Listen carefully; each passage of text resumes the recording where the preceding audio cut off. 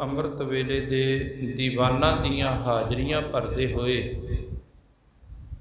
ਸਤਿਗੁਰੂ ਪਾਤਸ਼ਾਹ ਮਹਾਰਾਜ ਜੀਆਂ ਦੀ ਪਾਵਨ ਪਵਿੱਤਰ ਹਜ਼ੂਰੀ ਦੇ ਅੰਦਰ ਜੁੜ ਬੈਠਣ ਦਾ ਸੁਭਾਗਾ ਸਮਾਂ ਪ੍ਰਾਪਤ ਹੋਇਆ ਹੈ, ਜਿੱਥੇ ਆਪ ਜੀ ਅੰਮ੍ਰਿਤ ਵੇਲੇ ਤੋਂ ਰੱਬੀ ਬਾਣੀ ਸਰਵਣ ਕਰ ਰਹੇ ਸੀ। ਉੱਥੇ ਨਾਲ ਹੀ ਅੱਜ ਦੂਸਰੇ ਪਾਤਸ਼ਾਹ ਧੰਨ ਧੰਨ ਸ੍ਰੀ ਗੁਰੂ ਅੰਗਦ ਦੇਵ ਜੀ ਮਹਾਰਾਜ ਜੀਆਂ ਦਾ ਜੋਤੀ ਜੋਤ ਦਿਹਾੜਾ ਵੀ ਹੈ। ਧੰਨ ਗੁਰੂ ਅੰਗਦ ਸਾਹਿਬ ਸੱਚੇ ਪਾਤਸ਼ਾਹ ਮਹਾਰਾਜ ਜੀ ਦਾ ਜੀਵਨ ਜਦੋਂ ਆਪਾਂ ਪੜ੍ਹਦੇ ਹਾਂ, ਪਿਤਾ ਫੇਰੂਮਲ ਜੀ, ਮਾਤਾ ਦਇਆ ਕੌਰ, ਕਈਆਂ ਨੇ ਸਭਰਾਈ ਕਰਕੇ ਵੀ ਲਿਖਿਆ, ਕਈਆਂ ਨੇ ਮਾਈ ਭਾਗ ਵੀ ਲਿਖਿਆ ਹੈ। ਮਾਤਾ ਦਇਆ ਕੌਰ ਜੀ ਮੱਤੇ ਦੀ ਸਰਾਂ ਦੇ ਵਿੱਚ ਇਹਨਾਂ ਦਾ ਜਨਮ ਹੁੰਦਾ ਹੈ, ਜਿੱਥੇ ਸਤਿਗੁਰੂ ਪਾਤਸ਼ਾਹ ਮਹਾਰਾਜ ਬਾਅਦ ਵਿੱਚ ਉਹ ਜਿਹੜੀ ਸੀ ਸਮੇਂ ਦੇ ਨਾਲ ਉਹ ਸਰਾਂ ਇਲਾਕਾ ਉੱਜੜ ਗਿਆ ਸੀ ਅਤੇ ਕਿਸੇ ਨਾਗੇ ਸਾਧੂ ਨੇ ਜਿਹੜਾ ਸੀ ਉਹਨੂੰ ਵਸਾਇਆ ਸੀ। ਫਿਰ ਉਹ ਨਾਗੇ ਦੀ ਸਰਾਂ ਅੱਜ ਕੱਲ੍ਹ ਵੱਜਦੀ ਹੈ। ਪਿਤਾ ਪੁਰਖੀ ਕੰਮ ਵਪਾਰ ਕਰਨਾ, ਦੁਕਾਨ ਜਿਹੜੀ ਸੀ ਉਹ ਚਲਾਉਣੀ, ਫੇਰੀ ਲਾਉਣੀ, ਫੇਰੀ ਦਾ ਕੰਮ ਸੀ ਵੱਡੇ ਪੱਧਰ ਦੇ ਉੱਪਰ। ਪਿਤਾ ਦੀ ਚੜ੍ਹਾਈ ਤੋਂ ਬਾਅਦ ਇਹੀ ਕਾਰਜ ਜਿਹੜਾ ਸੀ ਭਾਈ ਲਹਿਣੇ ਨੇ ਸਾਂਭ ਲਿਆ, ਜਿੱਥੇ ਪਿਤਾ ਹਰ ਸਾਲ ਸੰਗ ਲੈ ਕੇ ਜਾਂਦੇ ਆ ਦੇਵੀ ਦੇ ਦਰਸ਼ਨਾਂ ਕਰਨ ਵਾਸਤੇ। ਉਹੀ ਪਿਤਾ ਦੀ ਬਣਾਈ ਹੋਈ ਪਰੰਪਰਾ ਜਿਹੜੀ ਸੀ ਉਹਨੂੰ ਭਾਈ ਲਹਿਣੇ ਨੇ ਨਿਭਾਇਆ। ਪਰ ਇੱਕ ਦਿਨ ਜਦੋਂ ਇੱਥੇ ਖਡੂਰ ਸਾਹਿਬ ਸੰਗਰ ਦੀ ਧਰਤੀ 'ਤੇ ਉਹਨਾਂ ਨੇ ਆ ਕੇ ਜਦੋਂ ਨਿਵਾਸ ਰੱਖਿਆ, ਜਦੋਂ ਉੱਧਰ ਦਾ ਇਲਾਕਾ ਜਿਹੜਾ ਸੀ ਉੱਜੜ ਗਿਆ ਅਤੇ ਖਡੂਰ ਸਾਹਿਬ ਆ ਕੇ ਕੁਝ ਸਮਾਂ ਹਰੀਕੇ ਵੀ ਰਹੇ। ਉਸ ਤੋਂ ਬਾਅਦ ਖਡੂਰ ਆ ਗਏ ਅਤੇ ਗੁਰੂ ਘਰ ਦਾ ਸ਼ਰਧਾਲੂ ਸਿੱਖ ਭਾਈ ਜੋਧ ਦੇ ਪਾਸੋਂ ਜਦੋਂ ਗੁਰੂ ਨਾਨਕ ਸਾਹਿਬ ਦੀ ਪਾਵਨ ਬਾਣੀ ਦੇ ਸ਼ਬਦ ਕੰਨਾਂ ਦੇ ਵਿੱਚ ਪਏ, ਜਿਤ ਸੇਵੈ ਸੁਖ ਪਾਈਐ ਸੋ ਸਾਹਿਬ ਸਦਾ ਸੰਭਾਲੀਐ, ਜਿਤ ਕੀਤਾ ਪਾਈਏ ਆਪਣਾ ਸਾ ਘਾਲ ਬੁਰੀ ਕਿਉਂ ਘਾਲੀ ਹੈ। ਇਹ ਸ਼ਬਦ ਜਦੋਂ ਕੰਨਾਂ ਦੇ ਵਿੱਚ ਪਏ, ਭਾਵੇਂ ਕਿ ਹਰ ਸਾਲ ਦੇਵੀ ਦੀ ਯਾਤਰਾ 'ਤੇ ਸੰਗ ਲੈ ਕੇ ਜਾਂਦੇ ਸੀ, ਜਿੰਨਾ ਵੀ ਖਰਚਾ ਹੋਣਾ ਆਪ ਕਰਨਾ, ਪਰ ਯਾਤਰਾ ਕਰਨ ਦੇ ਨਾਲ ਮਨ ਨੂੰ ਸ਼ਾਂਤੀ ਨਹੀਂ ਆਈ, ਮਨ ਨੂੰ ਟਿਕਾ ਨਹੀਂ ਆਇਆ। ਜਦੋਂ ਉਸ ਗੁਰਸਿੱਖ ਭਾਈ ਜੋਧ ਦੇ ਕੋਲੋਂ ਇਹ ਪਾਵਨ ਸ਼ਬਦ ਸੁਣਿਆ ਤੇ ਮਨ ਨੂੰ ਸ਼ਾਂਤੀ ਆਈ। ਰੋਗ ਹੋਵੇ, ਕਈ ਵਾਰੀ ਸਿਰ ਦਰਦ ਹੋਵੇ ਤੇ ਬੰਦਾ ਜਿਹੜੀ ਹੈ ਮੈਡੀਸਨ ਕੋਈ ਹੋਰ ਖਾਈ ਜਾਵੇ ਤੇ ਆਰਾਮ ਨਹੀਂ ਆਉਂਦਾ। ਸਹੀ ਰੋਗ ਦਾ ਸਹੀ ਇਲਾਜ ਚੱਲੇ, ਸਹੀ ਡਾਕਟਰ ਦੇ ਕੋਲੋਂ ਚੱਲੇ ਤੇ ਬੰਦਾ ਕਹਿੰਦਾ ਵੀ ਠੰਡ ਪੈ ਗਈ, ਸ਼ਾਂਤੀ ਆ ਗਈ ਹੈ ਪਹਿਲੀ ਖੁਰਾਕ ਖਾਣ ਦੇ ਨਾਲ ਹੀ। ਰੋਗ ਕੁਝ ਹੋਰ ਸੀ, ਅੰਦਰ ਦੀ ਭਟਕਣਾ ਕੁਝ ਹੋਰ ਸੀ। ਇਕੱਲੇ ਭਾਈ ਲਹਿਣੇ ਦੇ ਲਈ ਸਾਡੇ ਵੀ ਹਾਲਾਤ ਇੱਦਾਂ ਹੀ ਹੈ। ਹਰ ਬੰਦਾ ਚਾਹੁੰਦਾ ਮੇਰੇ ਮਨ ਨੂੰ ਸ਼ਾਂਤੀ ਆ ਜਾਵੇ, ਮੇਰਾ ਮਨ ਕਿਤੇ ਟਿਕ ਜਾਵੇ, ਮੇਰੇ ਮਨ ਦੀ ਭਟਕਣਾ ਮੁੱਕ ਜਾਵੇ। ਫਿਰ ਅਸੀਂ ਕੀ ਕਰਦੇ, ਅਸੀਂ ਕਹਿੰਦੇ ਚਲੋ ਯਾਤਰਾ ਕਰ ਆਈਏ, ਆਪਾਂ ਫਲਾਣੇ ਗੁਰੂ ਸਾਹਿਬ ਦੇ ਹੋ ਆਈਏ। ਜਾਂ ਕਈ ਵਾਰੀ ਹੁੰਦਾ ਹੈ ਕਿ ਮਹਾਰਾਜ ਕਿਤੇ ਸਾਡੇ 'ਤੇ ਕਿਰਪਾ ਕਰ, ਸਾਡਾ ਕਿਤੇ ਬੱਚੇ ਸੈੱਟ ਹੋ ਜਾਣ ਤੇ ਫਿਰ ਤੇਰਾ ਨਾਮ ਜਪਿਆ ਕਰੀਏ ਅਸੀਂ। ਜਿਹਦੇ ਕੋਲ ਘਰ ਨਹੀਂ ਹੁੰਦਾ ਉਹ ਕਹਿੰਦਾ ਮਹਾਰਾਜ ਕਿਤੇ ਘਰ ਬਣ ਜਾਵੇ ਨਾ, ਫਿਰ ਅਸੀਂ ਬਾਣੀ ਪੜ੍ਹਿਆ ਕਰੀਏ। ਪਰ ਨਹੀਂ, ਘਰ ਵੀ ਬਣ ਜਾਂਦਾ ਹੈ, ਬੱਚੇ ਵੀ ਸੈੱਟ ਹੋ ਜਾਂਦੇ ਆ ਤੇ ਸਾਡਾ ਟਾਈਮ ਉਹੀ ਰਹਿੰਦਾ ਹੈ। ਸਾਡੇ ਕੋਲੋਂ ਵਕਤ ਨਹੀਂ ਨਿਕਲਦਾ, ਕਿਉਂਕਿ ਬੰਦੇ ਦੀਆਂ ਤਮਾਂ ਖਾਸ਼ਾਂ ਜਿਹੜੀਆਂ ਹੋਰ ਵੱਧਦੀਆਂ ਜਾਂਦੀਆਂ ਨੇ ਅੱਗੇ ਨੂੰ। ਮਕਾਨ ਬਣ ਗਿਆ, ਹੁਣ ਮਕਾਨ ਨੂੰ ਪੇਂਟ ਵੀ ਕਰਾਉਣਾ ਹੈ, ਉਹਨੂੰ ਚੰਗਾ ਬਣਾਉਣਾ ਹੈ ਅਤੇ ਚੰਗੇ ਬਣਾਉਂਦਿਆਂ ਫਿਰ ਜਿਹੜਾ ਮਕਾਨ ਬਣਾਇਆ ਸੀ ਪਹਿਲਾਂ ਕੁਝ ਕਰਜ਼ਾ ਵੀ ਚੁੱਕਿਆ ਸੀ, ਫਿਰ ਕਰਜ਼ਾ ਵੀ ਲਾਉਣਾ ਹੈ। ਜ਼ਿੰਦਗੀ ਬੰਦੇ ਦੀ ਲੰਘ ਜਾਂਦੀ ਹੈ, ਬੱਚੇ ਸੈੱਟ ਕਰਦਿਆਂ ਲੰਘ ਜਾਂਦੀ ਹੈ। ਭਟਕਣਾ ਫਿਰ ਉੱਥੇ ਦੀ ਉੱਥੇ ਹੀ ਖੜੀ ਹੈ। ਭਾਈ ਲਹਿਣਾ ਦਰਸ਼ਨਾਂ 'ਤੇ ਜਾਂਦਾ ਹੈ, ਪਰ ਅੰਦਰ ਦੀ ਭਟਕਣਾ ਉਦੋਂ ਹੀ ਖੜੀ ਸੀ। ਅੱਜ ਗੁਰੂ ਕੇ ਸਿੱਖ ਦੇ ਕੋਲੋਂ ਜਦੋਂ ਇਹ ਪਾਵਨ ਸ਼ਬਦ ਸੁਣਿਆ, ਪੁੱਛਿਆ ਵੀ ਇਹ ਕਿਹਦਾ ਸ਼ਬਦ ਹੈ, ਉਹਨੇ ਦੱਸਿਆ ਵੀ ਗੁਰੂ ਨਾਨਕ ਸਾਹਿਬ ਦਾ। ਕਿੱਥੇ ਮਿਲਣਗੇ? ਕਰਤਾਰਪੁਰ ਦੀ ਧਰਤੀ ਦੇ ਉੱਪਰ, ਲਾਹੌਰ ਦੇ ਵਿੱਚ ਜਿਹੜਾ ਕਰਤਾਰਪੁਰ ਹੈ ਪਾਕਿਸਤਾਨ ਦੇ ਵਿੱਚ। ਹੁਣ ਸੰਗ ਨੂੰ ਲੈ ਕੇ ਜਾਣਾ ਸੀ ਦੇवी ਦੇ ਦਰਸ਼ਨਾਂ ਵਾਸਤੇ, ਤੇ ਸੋਚਿਆ ਵੀ ਐਰਕੀ ਆਪਾਂ ਇੱਧਰ ਦੀ ਹੋ ਚੱਲੀਏ। ਸੰਗ ਦੇ ਇੱਧਰ ਗੁਰੂ ਨਾਨਕ ਸਾਹਿਬ ਜਿਨ੍ਹਾਂ ਨੇ ਘਰ ਘਰ ਦੇ ਵਿੱਚ ਜਾ ਕੇ ਸਿੱਖੀ ਦਾ ਪ੍ਰਚਾਰ ਕੀਤਾ ਹੋਵੇ, ਤੇ ਅੱਜ ਜਿਨੇ ਗੁਰੂ ਨਾਨਕ ਦੀ ਗੱਦੀ ਦਾ ਵਾਰਸ ਬਣਨਾ ਹੈ, ਉਹਨੂੰ ਕਿਉਂ ਨਾ ਗੁਰੂ ਨਾਨਕ ਸਾਹਿਬ ਅੱਗੇ ਲੈਣ ਵਾਸਤੇ ਆਉਣਗੇ। ਕਿਉਂਕਿ ਇਹ ਅੰਦਰ ਦਾ ਜਿਹੜਾ ਖਿੱਚ ਸੀ ਉਹ ਸ਼ੁਰੂ ਤੋਂ ਹੀ ਸੀ। ਉਹ ਅੰਦਰ ਦੀ ਖਿੱਚ ਨੇ ਹੀ ਗੁਰੂ ਨਾਨਕ ਸਾਹਿਬ ਵਾਲੇ ਪਾਸੇ ਨੂੰ ਖਿੱਚਿਆ।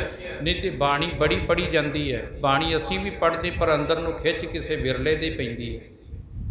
ਕਈ ਬੰਦੇ ਅਖੰਡ ਪਾਠ ਸਾਹਿਬ ਕਰਦੇ, ਉਹਨਾਂ ਦੀ 80 ਸਾਲ ਦੀ ਉਮਰ ਹੋ ਜਾਂਦੀ ਹੈ, ਸਾਰਾ ਗੁਰੂ ਗ੍ਰੰਥ ਸਾਹਿਬ ਯਾਦ ਹੋ ਜਾਂਦਾ ਹੈ, ਪਰ ਅੰਦਰ ਖਿੱਚ ਕਿਸੇ ਨੂੰ ਨਹੀਂ ਪੈਂਦੀ। ਖਿੱਚ ਉਹਨੂੰ ਪੈਂਦੀ ਹੈ ਜਿਹਦਾ ਕੋਈ ਸੰਬੰਧ ਗੁਰੂ ਦੇ ਨਾਲ ਬਣਿਆ, ਤੇ ਇੱਕ ਸ਼ਬਦ ਸੁਣ ਕੇ ਉਹਦੇ ਅੰਦਰ ਖਿੱਚ ਪੈਣੀ ਸ਼ੁਰੂ ਹੋ ਜਾਂਦੀ ਹੈ ਵੀ ਮੇਰਾ ਟਿਕਾਣਾ ਇਸ ਗੁਰੂ ਦੇ ਕੋਲ ਹੈ। ਭਾਈ ਲਹਿਣੇ ਨੂੰ ਉਹ ਖਿੱਚ ਪਈ ਹੈ। ਇੱਧਰ ਗੁਰੂ ਨਾਨਕ ਸਾਹਿਬ ਸੱਚੇ ਪਾਤਸ਼ਾਹ ਵੀ ਉਹਨਾਂ ਵੀ ਰਸਤਾ ਸਾਫ਼ ਕਰਨਾ ਸ਼ੁਰੂ ਕਰ ਦਿੱਤਾ ਵੀ ਜਿਹਨੇ ਲੈਣਾ ਹੈ ਅਸੀਂ ਦੇਣਾ ਹੈ, ਉਹ ਆ ਰਿਹਾ ਹੈ।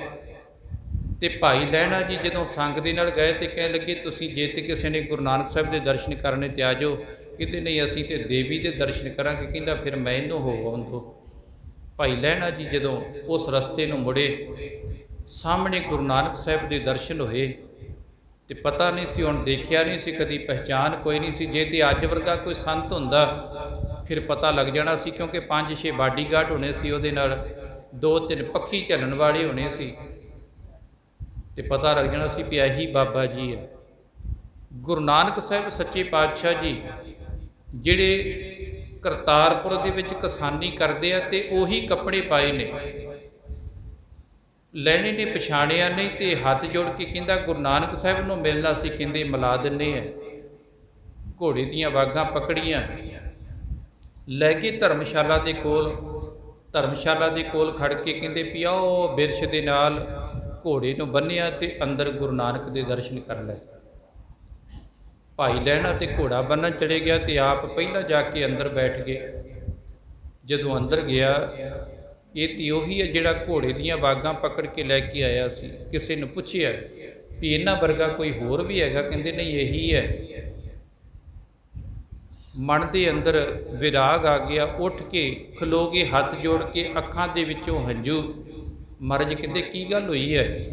ਕਹਿਣ ਲੱਗਾ ਜੀ ਬੜੀ ਵੱਡੀ ਭੁੱਲ ਹੋ ਗਈ ਹੈ, ਬੜੀ ਵੱਡੀ ਗਲਤੀ ਹੋ ਗਈ ਹੈ। ਤੁਹਾਨੂੰ ਮਿਲਣ ਵਾਸਤੇ ਆਇਆ ਸੀ, ਆਪ ਘੋੜੇ ਤੇ ਚੜ੍ਹ ਕੇ ਆਇਆ, ਤੇ ਤੁਸੀਂ ਘੋੜੇ ਦੀਆਂ ਵਾਗਾਂ ਪਕੜ ਕੇ ਲੈ ਕੇ ਆਏ ਜੇ। ਮਹਾਰਾਜ ਕਹਿੰਦੇ ਤੇਰਾ ਨਾਂ ਕੀ ਹੈ? ਕਹਿੰਦਾ ਜੀ ਲਹਿਣਾ। ਮਹਾਰਾਜ ਹੱਥ ਤੇ ਹੱਥ ਮਾਰ ਕੇ ਹੱਸ ਪਏ। ਕਹਿੰਦੇ ਫਿਰ ਰੋਂਦਾ ਕਿਉਂ ਹੈ? ਜਿਨ੍ਹਾਂ ਨੇ ਲੈਣਾ ਹੁੰਦਾ ਉਹ ਘੋੜਿਆਂ ਤੇ ਚੜ੍ਹ ਕੇ ਆਉਂਦੇ ਹੈ, ਜਿਨ੍ਹਾਂ ਨੇ ਦੇਣਾ ਹੁੰਦਾ ਉਹ ਤੁਰ ਕੇ ਜਾਂਦੇ ਹੈ। ਭਾਈ ਲਹਿਣਾ ਕਹਿਣ ਲੱਗੇ ਗੁਰੂ ਨਾਨਕ ਸਾਹਿਬ ਕਹਿੰਦੇ ਲੈਣਿਆ ਜਿਵੇਂ ਘੋੜੇ ਦੀਆਂ ਵਾਗਾਂ ਪਕੜਾਈਆਂ ਸੀ, ਧਰਮਸ਼ਾਲਾ ਤੱਕ ਆ ਗਈਆਂ, ਮਨ ਦੀਆਂ ਵਾਗਾਂ ਫੜਾਈ ਤੈਨੂੰ ਰੱਬ ਤੱਕ ਪਹੁੰਚਾ ਦੇਵਾਂਗਾ। ਬਸ ਮਨ ਦੀਆਂ ਵਾਗਾਂ ਹੀ ਨਹੀਂ ਫੜਾਉਂਦੇ ਅਸੀਂ। ਮਨ ਜਿਹੜਾ ਹੈ ਉਹ ਸਾਡੇ ਆਪਣੇ ਘੋੜੇ ਦੜਾਈ ਜਾਂਦਾ ਹੈ। ਜਿਸ ਦਿਨ ਮਨ ਦੀਆਂ ਵਾਗਾਂ ਵਾਕਿਆ ਗੁਰੂ ਨੂੰ ਫੜਾ ਦਿੱਤੀਆਂ ਨਾ, ਗੁਰੂ ਵਾਕਿਆ ਸਾਨੂੰ ਆਪਣੇ ਵਰਗਾ ਬਣਾ ਦੇਵੇਗਾ। ਹਾਲੇ ਅਸੀਂ ਆਪਣੇ ਮਨ ਦੇ ਘੋੜੇ ਆਪ ਭਜਾਈ ਫਿਰਦੇ ਹਾਂ। ਗੁਰੂ ਦੀ ਸ਼ਰਨ ਵਿੱਚ ਆ ਕੇ ਸੇਵਾ ਕੀਤੀ, ਅੱਜ ਹੋਰ ਕੱਲ੍ਹ ਹੋਰ, ਜੀਵਨ ਬਦਲਿਆ। ਕੁਝ ਸਮਾਂ ਰਹਿ ਕੇ ਵਾਪਸ ਖਡੂਰ ਆਏ, ਪਰਿਵਾਰ ਨੂੰ ਸਾਰੀ ਜ਼ਿੰਮੇਵਾਰੀ ਸਮਝਾ ਕੇ ਫਿਰ ਵਾਪਸ ਭਾਈ ਲਹਿਣਾ ਜੀ ਚਲੇ ਗਏ। ਤੁਰ ਲੱਗਿਆਂ ਭਾਈ ਲਹਿਣੇ ਦੀ ਪਤਨੀ ਨੇ ਇੱਕ ਗੱਲ ਕਹੀ, ਕਹਿੰਦੀ ਤੇਰਾ ਗੁਰੂ ਜਿਹੜਾ ਵਾ ਉਹ ਕੀ ਕਹਿੰਦਾ ਵੀ ਗ੍ਰਸਥ ਧਰਮ ਛੱਡ ਦਿਓ? ਹੱਥ ਜੋੜ ਕੇ ਕਿਹਾ ਨਹੀਂ, ਮੇਰੇ ਗੁਰੂ ਨੂੰ ਇੱਦਾਂ ਨਾ ਕਵੀ। ਮੇਰਾ ਗੁਰੂ ਇਹ ਨਹੀਂ ਕਹਿੰਦਾ ਗ੍ਰਸਥ ਧਰਮ ਛੱਡ ਦਿਓ। ਮੈਂ ਆਪਣੇ ਗੁਰੂ ਦੇ ਕੋਲੋਂ ਸਿੱਖਣ ਚੱਲਿਆ ਕਿ ਗ੍ਰਸਥ ਧਰਮ ਦੀਆਂ ਜ਼ਿੰਮੇਵਾਰੀਆਂ ਨਿਭਾਉਣੀਆਂ ਕਿਵੇਂ ਹੈ। ਮੈਂ ਆਪਣੇ ਗੁਰੂ ਦੇ ਕੋਲੋਂ ਸਿੱਖਣ ਵਾਸਤੇ ਚੱਲਿਆ।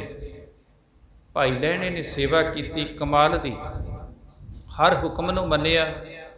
ਜੇ ਮਹਾਰਾਜ ਨੇ ਕਿਹਾ ਵੀ ਰਾਤ ਨੂੰ ਦੇਣੇ ਆ, ਤੇ ਭਾਈ ਲਹਿਣੇ ਨੇ ਵੀ ਕਹਿ ਦਿੱਤਾ ਵੀ ਹਾਂ ਮਹਾਰਾਜ ਦੇਣੀ ਹੈ।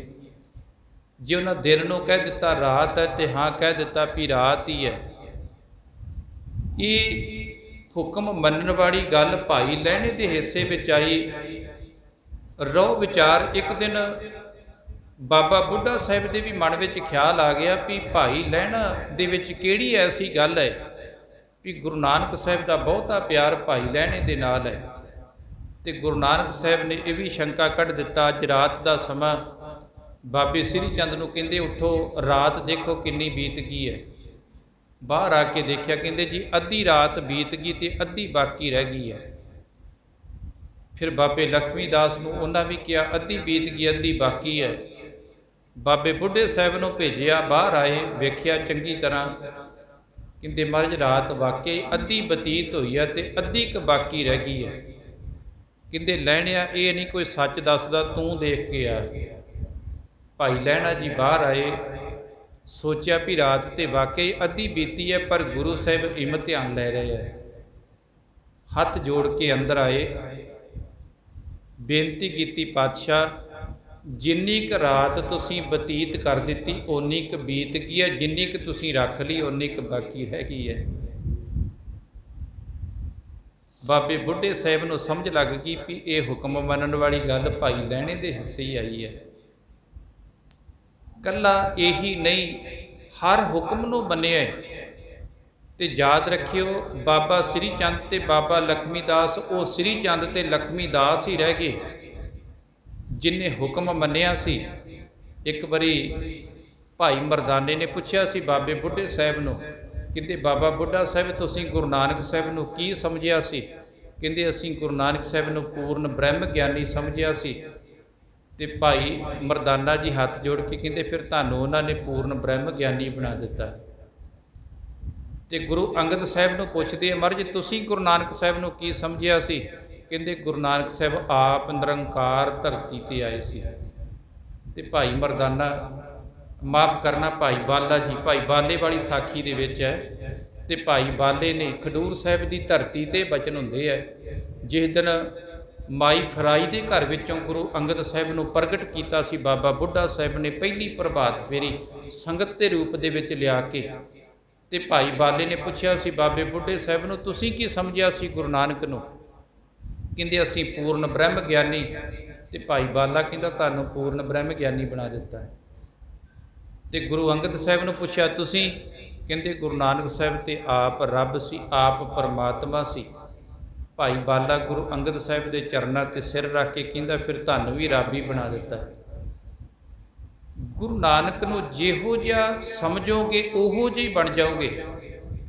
ਜਿਹੋ ਜਿਹਾ ਗੁਰੂ ਦਾ ਸਤਿਕਾਰ ਕਰੋਗੇ, ਜਿਹੋ ਜਿਹਾ ਗੁਰੂ ਦਾ ਮਾਣ ਕਰੋਗੇ। ਸਿੱਧ ਇੱਕ ਵਾਰੀ ਗੁਰੂ ਅੰਗਦ ਸਾਹਿਬ ਦੀ ਪਰਖ ਕਰਨ ਵਾਸਤੇ ਆਏ ਖਡੂਰ ਸਾਹਿਬ।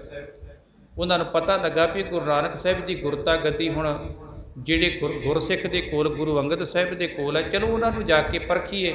ਗੁਰੂ ਨਾਨਕ ਸਾਹਿਬ ਦੀ ਪਰਖ ਕੀਤੀ ਸੀ, ਉਹਨਾਂ ਨੇ ਸਾਡੇ ਹਰ ਸਵਾਲ ਦਾ ਜਵਾਬ ਦਿੱਤਾ ਸੀ।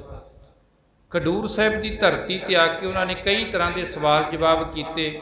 ਗੁਰੂ ਅੰਗਦ ਸਾਹਿਬ ਨੇ ਹਰ ਸਵਾਲ ਦਾ ਉਹਨਾਂ ਨੂੰ ਜਵਾਬ ਦਿੱਤਾ। ਤੇ ਸਿੱਧਾ ਨੇ ਤੁਰ ਲੱਗਿਆਂ ਇੱਕ ਬੜਾ ਕਮਾਲ ਦਾ ਸਵਾਲ ਪੁੱਛਿਆ। ਕਹਿ ਲੱਗੇ ਗੁਰੂ ਅੰਗਦ ਸਾਹਿਬ ਇੱਕ ਕਿਰਪਾ ਕਰਕੇ ਦੱਸੋ ਵੀ ਆ ਗੁਰੂ ਨਾਨਕ ਦੇ ਘਰ ਵਿੱਚੋਂ ਦਾਤ ਜਿਹੜੀ ਗੁਰੂ ਨਾਨਕ ਦੀ ਗੁਰਤਾ ਗੱਦੀ, ਇਹਨੂੰ ਪ੍ਰਾਪਤ ਕਿਵੇਂ ਕੀਤਾ ਤੁਸੀਂ? ਉਹ ਕਿਹੜਾ ਹੁਕਮ ਸੀ ਜਿਹੜਾ ਤੁਸੀਂ ਮੰਨਿਆ ਹੈ? ਤੇ ਗੁਰੂ ਅੰਗਦ ਸਾਹਿਬ ਨੇ ਕਿਹਾ ਮੈਂ ਜ਼ਿੰਦਗੀ ਦੇ ਵਿੱਚ 2 ਭੱਬੇ ਗੁਰੂ ਨਾਨਕ ਸਾਹਿਬ ਨੇ ਮੈਨੂੰ ਦਿੱਤੇ ਸੀ, ਮੈਂ ਉਹਨਾਂ ਨੂੰ ਕਦੇ ਭੁੱਲਿਆ ਨਹੀਂ। ਕਹਿਣ ਲੱਗੇ ਜੀ 2 ਭੱਬੇ? ਕਹਿੰਦੇ ਜਦੋਂ ਉਹਨਾਂ ਨੇ ਕਹਿਣਾ ਭਾਈ ਲਹਿਣਾ ਜੀ ਕੱਪੜੇ ਧੋ ਲਿਆਓ, ਕਹਿਣਾ ਜੀ ਭਲਾ ਜੀ। ਤੇ ਜਦੋਂ ਕਈ ਵਾਰੀ ਕੱਪੜੇ ਧੋ ਕੇ ਆਉਣਾ ਤੇ ਉਹਨਾਂ ਕਹਿਣਾ ਭਾਈ ਲਹਿਣਿਆ ਤੈਨੂੰ ਕਿਹਨੇ ਕਿਹਾ ਸੀ ਕੱਪੜੇ ਧੋ ਕੇ ਲਿਆਉਣੇ ਆ? ਤੇ ਕਹਿ ਦੇਣਾ ਭੁੱਲਾ ਜੀ। ਇਹ ਨਹੀਂ ਸੀ ਕਿਹਾ ਵੀ ਤੁਸੀਂ ਕਿਹਾ ਸੀ ਧੋ ਕੇ ਲਿਆਉਣੇ ਆ। ਆਪਾਂ ਕਹਿ ਦਿੰਦੇ ਤੂੰ ਹੁਣੇ ਤੇ ਕਿਹਾ ਸੀ ਵੀ ਤੂੰ ਹੁਣੇ ਮੁੱਕਰ ਗਿਆ। ਕਹਿੰਦੇ ਮੈਂ ਗੁਰੂ ਨਾਨਕ ਸਾਹਿਬ ਨੂੰ ਕਦੇ ਜ਼ਿੰਦਗੀ 'ਚ ਜਵਾਬ ਨਹੀਂ ਦਿੱਤਾ। ਭਲਾ ਜੀ ਤੇ ਭੁੱਲਾ ਜੀ ਇਹ 2 ਸ਼ਬਦ ਆਪਣੀ ਜ਼ਿੰਦਗੀ ਵਿੱਚ ਕਮਾਏ ਹੈ। ਜੇ ਉਹਨਾਂ ਨੇ ਕੰਮ ਕਿਹਾ ਤੇ ਭਲਾ ਜੀ, ਜੇ ਉਹਨਾਂ ਨੇ ਝਿੜਕਿਆ ਤੇ ਭੁੱਲਾ ਜੀ ਕਹਿ ਦਿੱਤਾ, ਬਸ ਉਹਨਾਂ ਨੇ ਗੁਰੂ ਨਾਨਕ ਮੈਨੂੰ ਭਾਈ ਲਹਿਣੇ ਤੋਂ ਗੁਰੂ ਅੰਗਦ ਬਣਾ ਦਿੱਤਾ ਹੈ। ਬਸ ਗੁਰੂ ਦੇ ਕੋਲੋਂ ਆਹ ਸ਼ਬਦ ਸਿੱਖਣੇ ਅਸੀਂ। ਜੇ ਕੋਈ ਗਲਤੀ ਹੋ ਗਈ ਹੈ ਤੇ ਭੁੱਲ ਗਏ ਹੈ, ਜੇ ਕੋਈ ਚੰਗਾ ਕੰਮ ਹੋ ਗਿਆ ਤੇ ਸਤਿਗੁਰੂ ਜੀ ਭਲਾ ਜੀ ਤੇਰੀ ਕਿਰਪਾ ਨਾਲ ਹੋ ਗਿਆ। ਅਸੀਂ ਕੀ ਕਰਦੇ, ਚੰਗਾ ਹੋ ਗਿਆ ਤੇ ਮੈਂ ਕੀਤਾ ਹੈ। माड़ा हो गया तो रब ने कीता है। आखिर गुरु अंगद साहिब सच्चे पातशाह खडूर साहिब की धरती ते रह के कई बारी ना साडे विचों आम कई वीर वो कहते कोई नहीं, शराब जिहड़ी इहनूं दवाई के तौर पर वरत लो, माड़ी नहीं गी। तो खडूर साहिब की धरती ते जदों आपां जाने इत्थे मलूके चौधरी की हवेली हुंदी सी, इहनूं मिर्गी के दौरे पैंदे सी। ये बड़ा दुखी परिवार सारा गुरु अंगद साहिब के कोल आया, आके बेनती की, महाराज चौधरी साहब नूं दौरे बड़े पैंदे मिर्गी दे। महाराज कहंदे मलूकिया अज तो शराब छड्ड दे, वादा असीं तेरे नाल करदे तैनूं मिर्गी का दौरा नहीं पैंदा। कहंदा जी 7 वजन। मलूके चौधरी ने गुरु का हुक्म मन्निया, शराब छड्ड दित्ती। वधिया 2-2.5 साल लंघ गए, बड़ा खुश भी हुण मिर्गी हट गई है। कहंदे अज मींह पै रहा सी, हवा ठंडी चलती पई सी, चबारे के उपर चढ़िया, बोतल हथ विच पकड़ के शराब पी के 2-3 पैग थले गुरु अंगद साहिब महाराज आवाज़ मार के कहंदा तपा जी अज मौसम बड़ा वधिया सी, आपां भी अज शराब पी ली है।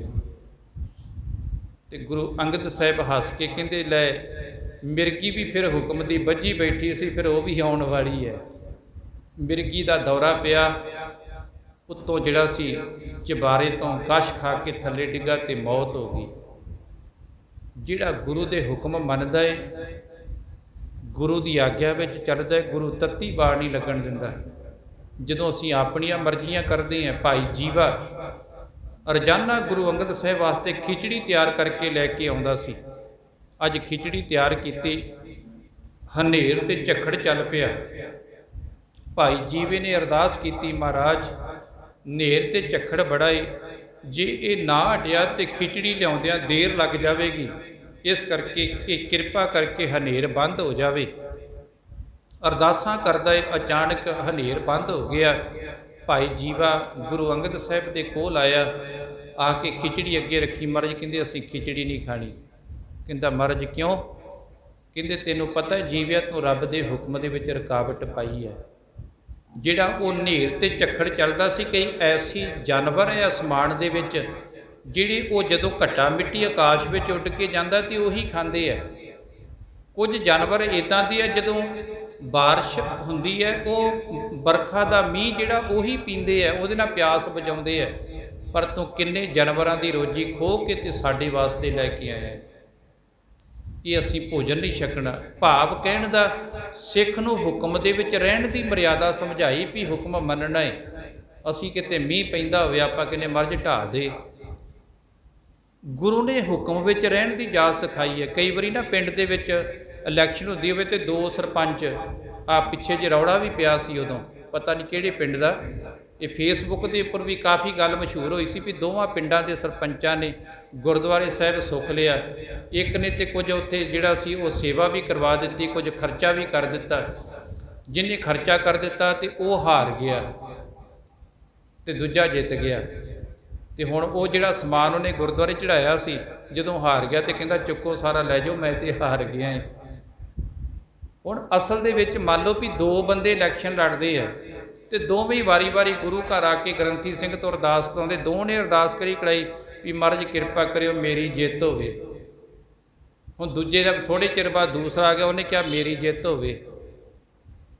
हुण उन्हां दे विचों जितेगा तो एक ही ना, बराबर तो रहना नहीं गा। जिहड़ा जित जाएगा वो कहेगा मेरी रब ने सुन ली है, तो जिहड़ा नहीं जितेगा वो की कहेगा?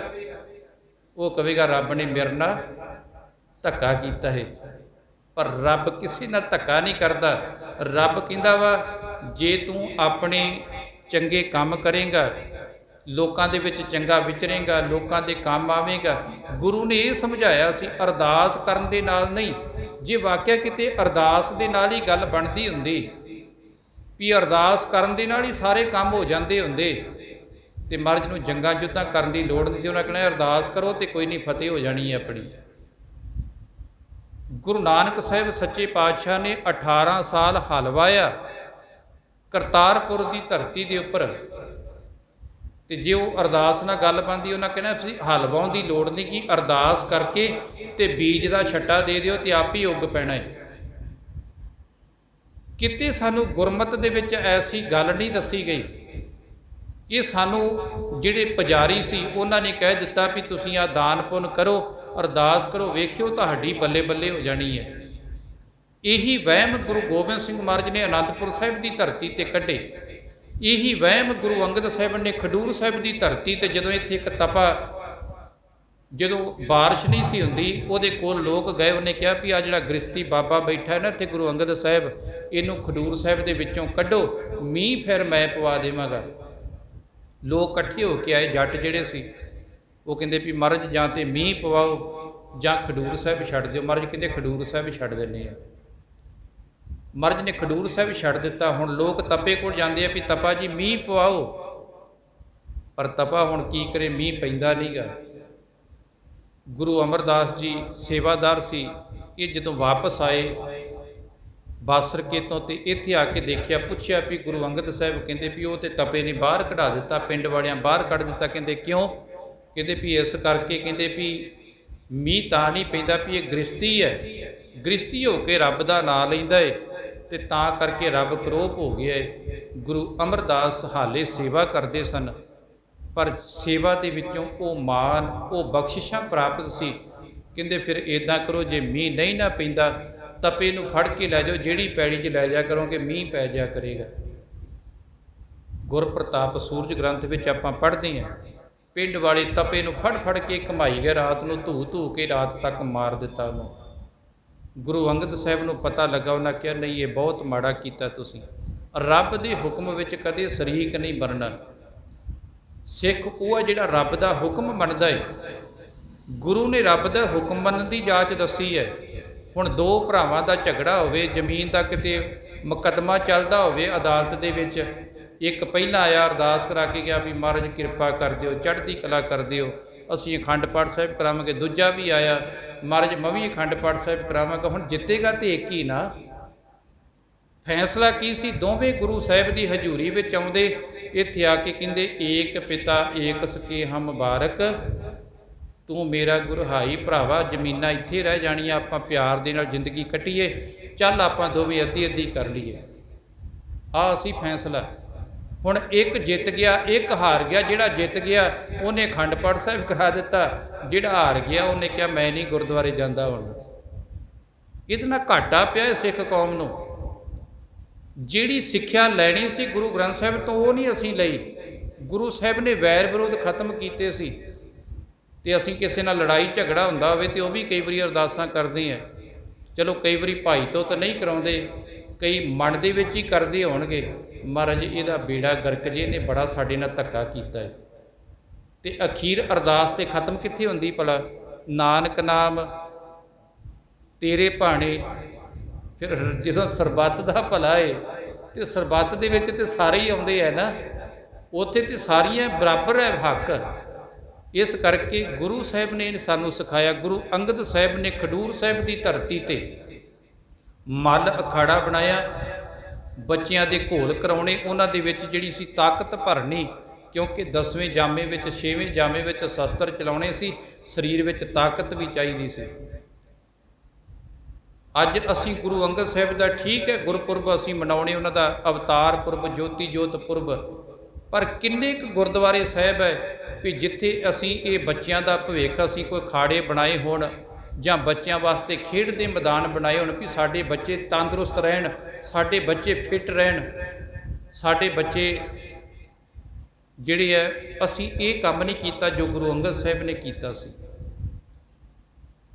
वो जिम दे विच जांदे, उत्थे हज़ारां रुपया जाके दिंदे है, ते जे यही जिम असीं गुरु घर दे विच खोलियां होण, उत्थे चंगे कोच लाए होण, साडे बच्चियां वास्ते, साडियां बच्चियां वास्ते वखरा होवे, बच्चियां वास्ते वखरा होवे, ते की ये चंगा नहीं सी?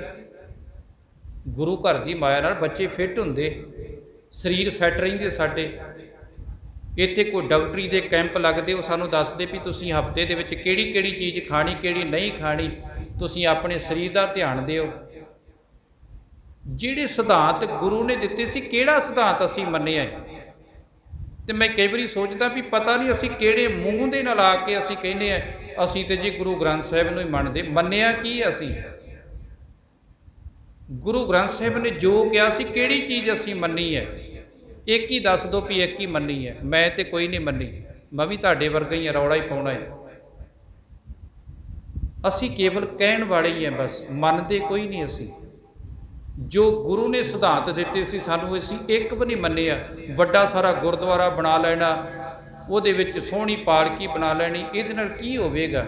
लोग ही कहणगे बल्ले बल्ले बड़ी सोहनी पालकी है, पर जीवन तो साडा उत्थे दा उत्थे ही खड़ा है। चंगा हुंदा गुरुद्वारा भावें छोटा ही हुंदा, पालकी भावें छोटी हुंदी, पर अंदर दी पालकी एडी वड्डी हो जाती। गुरु आके साडे हिरदे ते आके आसन लाउंदा, साडा जीवन एडा कुच्चा ते सुच्चा हो जाता, जीवन की घाट घड़ी जाती। क्योंकि जपजी साहिब के अंदर पढ़ते तिथे घड़ी है सुरत, पढ़ते हैं ना, इत्थे आके सुरती नहीं घटना है, इत्थे आके मत ने घटी जाना है, इत्थे आके बुद्धि ने घटी जाना है। वो तो घटिया ही कुछ नहीं गा, उन्होंने घटना सी चंगी तरह, पर नहीं असी वो नहीं कीता। गुरु अंगद साहिब सच्चे पातशाह महाराज 1552 ਦੇ ਵਿੱਚ खडूर साहिब की धरती के उपर ज्योति जोत समाते हैं। तकरीबन 63 शब्द जोड़े उन्होंने गुरु ग्रंथ साहिब के अंदर गुरु अमरदास सच्चे पातशाह जिन्हों ने उन्होंने हुक्म नूं मन्निया ते आखिर वो गुरता गद्दी ते जिहड़े सी सबाईमान होए ते गुरु अंगद देव जी महाराज जिहड़े सी वो खडूर साहिब की धरती ते उन्होंने ज्योति जोत समाए। अज उन्हों का ज्योति जोत पुरब गुरु अंगद साहिब महाराज ने सब तो पहला गुरमुख लिपि जिहड़ी सी गुरमुखी ਵੱਡੇ पद्धर ते गुरमुखी का प्रचार किया। महाराज ने गुरमुखी लिपि का प्रचार जिहड़ा सी ये गुरु अंगद साहिब ने शुरू किया सी, घर घर दे विच गुरमुखी नूं पहुँचाया सी। दूसरा इन्हां ने कीता सी माला अखाड़े बना के शरीर नूं रिष्ट पुष्ट रखिया जावे। तीसरा जिहड़ा सी गुरु अंगद साहिब महाराज जी ने जिहड़ी सी लोकां दे अंदर ये वहम ते भरम जिहड़े पै चुके सन, जिवें गोविंदवाल साहिब की धरती ते एक वहम पै चुका सी, इत्थे भूतां दा वास है, ते बाबे अमरदास नूं भेज के कहा सी जाओ उत्थे नगर वसा के आओ, लोकां दे मन विचों वहम ते भरम कढो भी तुसीं जींदे भूत जे मर के ते भूत जिहड़ा बनना वखरी गल है, तुहानूं भूतां नूं भूत ही चुंबड़ने होर की चुंबड़ना है। सतगुर पातशाह ने बड़े वड्डे पद्धर ते पखंडां दा नाश कीता।